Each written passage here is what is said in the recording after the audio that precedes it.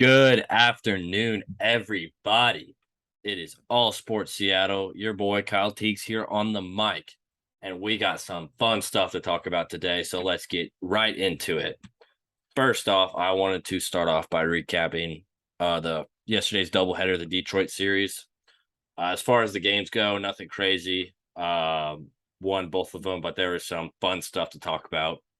Of course, the topic of Luis Torrens coming in the top of the 10th inning, throwing darts in the strike zone and then getting the win. And that is the first position player since 2014 to get a win. And he is the first in Mariners history. And in that series, he played second, caught, and pitched. He might have played third. No, that was Toro. But anyways, that was pretty cool.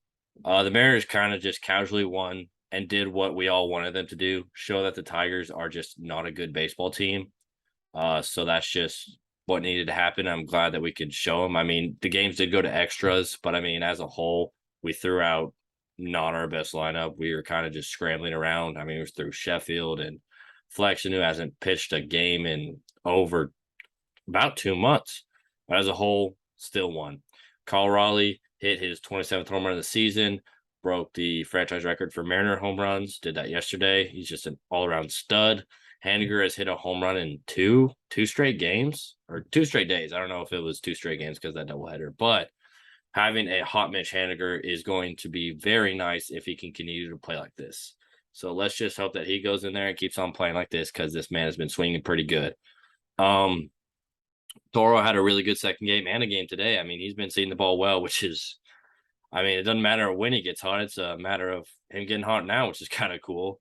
Demo got hit in the hand. Didn't play today, but Scott said that's just sore, so he'll still be good for the wild card game, which is very crucial because Sam Haggerty going down yesterday was terrible. And from what I read, it was from him stealing second. I was asleep by then. Winker's on the IL, probably out for the rest of the year, and could possibly not play another game in a Mariners uniform. So I don't know if that sucks. Kind of bittersweet in a way. Julio today hit his 28th home run. Had to show the man up on the screen just because of how beautiful he is. Finished the year with an 853 OPS, 17th in the league, which is downright ridiculous. And with the 28th home run, he broke Alvin Davis's home run for a rookie. He had 27. He was tied with him. So him hitting 28 was awesome. Marco might have pitched his last game as a Mariner for a guy that's been in the elite or in the organization since 2017. He was through the worst of it, and he now is in the playoffs, but he probably won't pitch in it. So, I mean, that is definitely bittersweet to know because he was definitely a fun player to watch throughout the years. Kind of sad in a way because I mean he's not no Robbie Ray, but he was our game one starter for 3 years in a row. So I mean, he's kind of have love for him. As far as the playoffs go, we can touch on that again. Uh, Officially playing the Jays as of yesterday. The nice thing is, like I mentioned yesterday, we didn't need the extra playoff spot. So for us to go in there and take the second spot, no one could say it's a Mickey Mouse one. So that's nice to know. We showed that we belong in the playoffs. As far as the times go, I know Friday and Saturday it's at 4:07, and I believe Sunday it's 3:07 as far as Eastern time or 2:07 Eastern time. Not for sure. I wanted to get down in the matchups and what I think is going to be a big role. As far as pitching goes, it's going to be Castillo versus Manoah game one. That should be a really fun game to watch as far as from a pitching perspective, because those are two of probably the top 5 to 7 best starting pitchers in the league, or at least, yeah, in the AL. You got Robbie Ray and Gossman. Both are historically great pitchers, but both have a reputation for imploding at occasional times. So we're going to hope that it's Gossman this time and not Robbie Ray because, I mean, every game is really important in a 3-game series for the rest of the year. And then as far as the third game goes, not yet decided. I still am standing by Logan Gilbert should be the game 3 starter, but who knows? Now, as far as the players go, I kind of wrote down on my phone how that's going to work. As far as position goes, You have Julio versus Springer as far as center fielder. Julio is definitely going to beat out that one. You have Ty France and Vladimir Guerrero. That one's kind of close. Vladdy's definitely going to take the cake though because it's Vladdy. He definitely has been playing better, definitely as of late than Ty France. You have Gino versus Matt Chapman. Eugenio, in my opinion, takes the cake. Matt Chapman might have some defense on him, but as far as an offensive standpoint, Gino has been far and away a lot better than Matt Chapman through this year. And as far as clutch hitting too, Gino is much better hitting with runners in scoring position, even compared to his normal average.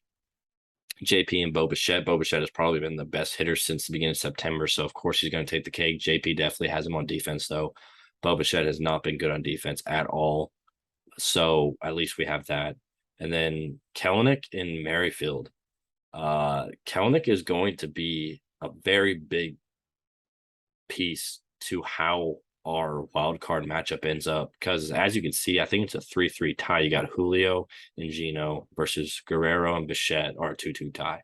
And then you got the pitching matchups. And Kelenic, if he can be hot, and same with Haniger, if we can have a hot Haniger and Kelenic, I think that edges out the Blue Jays if they play well, just because of how influential they are to the lineup success, especially where they hit in the lineup too.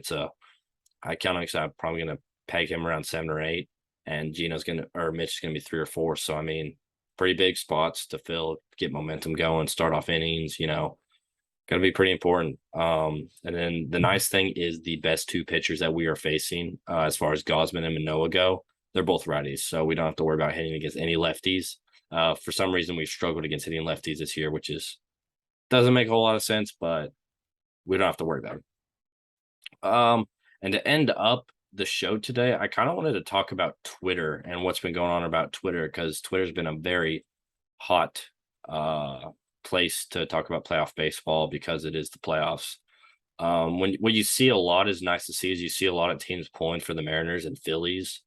As far as the Phillies, they're the NL, so I mean, there's no jealousy, but they kind of deserve to be rooted for too. They're a fun team to watch. You got Bryce Harper, you got Nick Castellanos, and they can make a fun run too, kind of like us. So a lot of teams rooting for us, which is kind of fun to see.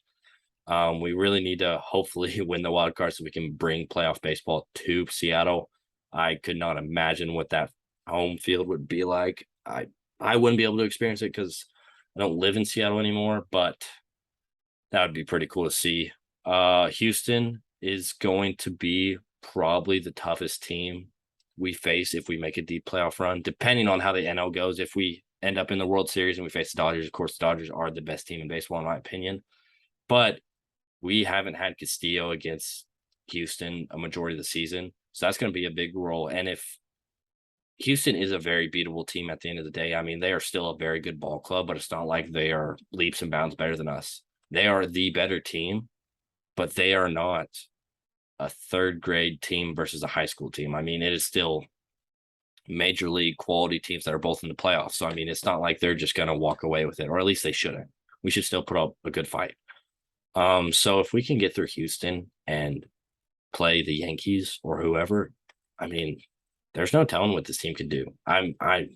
There's no way of knowing how it's going to end up. So, I mean, let's just see what happens, guys, and let's just enjoy the ride. We win 90 wins, and the year on a 3-game winning streak, I think. Back-to-back years with 90 wins, first time since 02 and 03. So, I mean, this team is on the rise, man. Let's see, guys. Peace.